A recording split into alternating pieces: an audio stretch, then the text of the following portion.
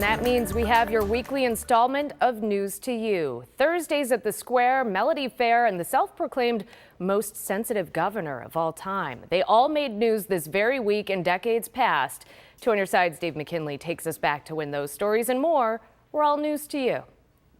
Would you believe it was 10 years ago this week? Over time, that awareness of wrongdoing sort of builds up, and you feel compelled to talk about it. And thus one Edward Snowden revealed himself as the whistleblower who exposed the NSA's numerous global surveillance programs, including on private citizens.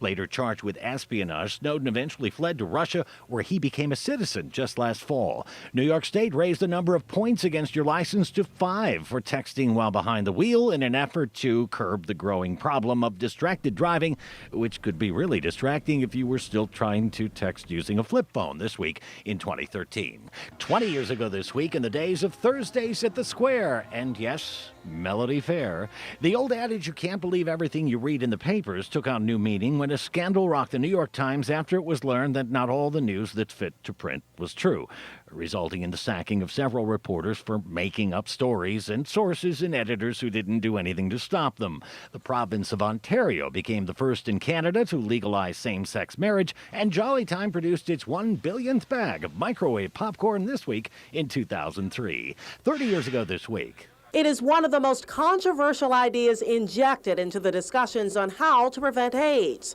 This week's News to You pop quiz, what controversial idea was she talking about aimed at helping to stem the tide of the AIDS epidemic this week in 1993? Remember, this was back when the mother of all custody battles ended after months of courtroom drama. The court ruled in favor of Mia Farrow. And when, if the governor came to town, protesters were not kept blocks away. And when the governor at the time, instead of hiding from them, would engage those of opposing points of view, albeit with a bit of hubris. So I don't want to hear from anybody that, well, you know, the governor's not sensitive. You never had a governor as sensitive as I am. Word came that Buffalo Forge, after more than a century of business, would be closing, eliminating 400 jobs. But the Channel 17 auction was still going strong. So was karaoke at school fundraisers. There was something new for the landline phone called Caller ID. It snowed in Colorado, and no one suggested it was due to climate change.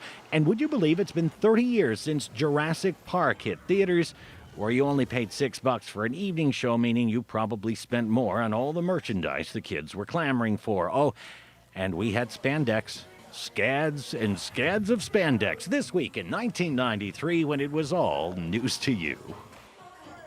Wow. All right, so here is the answer to this week's News to You pop quiz about the controversial idea being injected into discussions on how to prevent AIDS. It was to provide clean needle exchanges for free to drug users, a program which is common these days, but it was just starting out 30 years ago this week at a time when AIDS was also among the top causes of death among young men. So Dave, thank you for bringing us our News to You. Always good to look back at the old technology and old fashion. Right. Yeah. Do you remember when you first went to Jurassic Park? Oh yeah, saw it at the theater and everything. And you were like, oh my, how in the world? The special effects were There was awesome. that first scene where there's that, you look out on the prairie and Yeah. there's that all like 30 dinosaurs. That was 30 years ago. No. Crazy.